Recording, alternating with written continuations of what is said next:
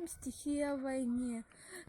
Шумов Дмитрий, 3 класс, село Малый Бащелак, Сергей Васильев, русская береза.